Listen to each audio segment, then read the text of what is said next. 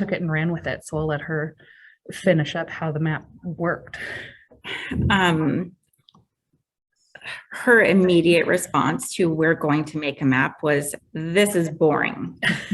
And, so then it becomes my job to make it fun. How do I make this engaging and fun for her so that she's interested and wants to do it and has that comprehension piece? And so, I asked her, where do you like to go? What are your favorite places? And I know that there's somewhere that you love to get cake pops, and she shouts Starbucks. And so I start making a list. I'm like, oh, look, you talked about the park. You talked about Starbucks. You talked about McDonald's. Her towns were named after herself and her best friend. And, we did a lot of the things that were on the rubric. We had capital cities, we had mountains, it was an island and it was surrounded by water. And, and we had a legend, and we had all of the main components. I just had to figure out what she would want to put on the map. We had one road. You can't go very many places on one road, but she got the road on there. And, that really was it. What do we need to understand about this, And I think, like, as a teacher, like, these are the sorts of projects where it's like, I take the curriculum and I adapt it a little bit in order to let students have those different ways to go in. We had all kinds of maps. There were ones that were filled with candy, ones that like went to historical battles of World War II, different centers for that, and like one that was a real map of Taipei. So it's just, as a classroom teacher, it doesn't make it easier, but it does make it a lot more fun and engaging for the students. And it allows those students to find different ways in, and it helps you get to know them so much better too. I could have just given them a map of Washington and said, mark for me where our capital city is, but this way they can sort of introduce themselves to me and to Jess, and it gives her the opportunity to say, where do you like to go? What do you want to do? Well, and then she let them share them under the projector. And that was so fun for all of them, including my student who has a significant cognitive disability. She loves every opportunity to share what she has done. And, she was able to point everything out and talk about it because we had gone over all of it and talked about it and all of the things that were on the map. And, they came from her. It came from her. It was her. Yes, they were all her ideas. Yeah. That actually is a very good point. And that's another thing, I think, with assignments, with writing, for especially kids with, significant disabilities. If we have a writing assignment and, no, she cannot write a report by herself or an essay by herself. But because I know her, it's so important to know your student and what they like and what interests them.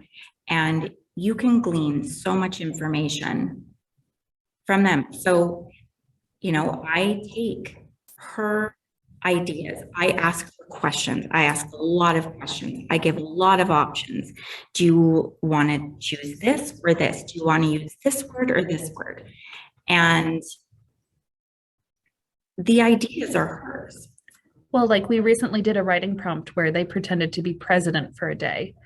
And Jess did a great job. I mean, in our students' president for the day, they were building slides and sliding through the White House. No real big decisions were being made for the country, but I could tell that they were her ideas. Yes. And I showed her pictures inside the White House because she's looking at this big white building going like, what is this? I don't care about this. Mm-hmm. And so I looked up pictures on my phone of it inside the White House. And, she kept saying fancy because there were really beautiful rooms.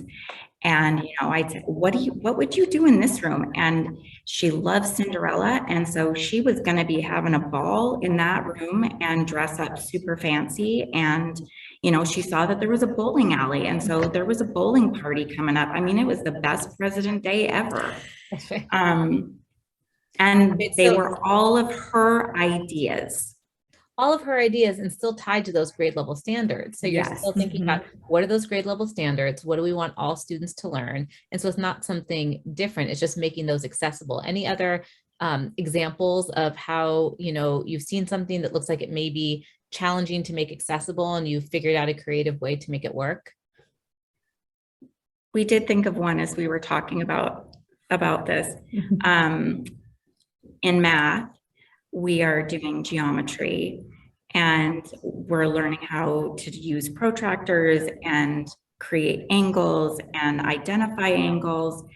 And there was one day last week, I went up to Susie and I just said, this is not working. She literally cannot see the numbers on the protractor. They're too small. The tiny lines, the measurement lines are too small. And so I said, do we have any science kits that would have a tiny magnifying glass or something in it? She'd love to look through a magnifying glass.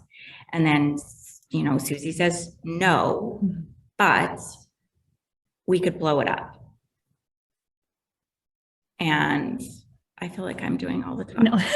Well, so then I just found like a full page size protractor. I tried already making the angles bigger, like printing the copies on 11 by 17 paper. And I guess I hadn't fully accounted for how tiny all the numbers were on the protractor. So I found a protractor that was just full page sized and printed off like 10 copies. And I was like, use them how you need to.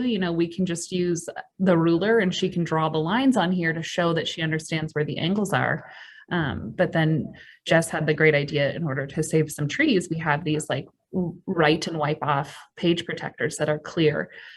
So she just slipped one in there. And since then, our student has just been like drawing or finding the angle, a number on there, and then identifying if it's obtuse or acute, just so that she's showing that she's connecting with and understanding what we're doing in the class, just in a different way that necessarily than we would get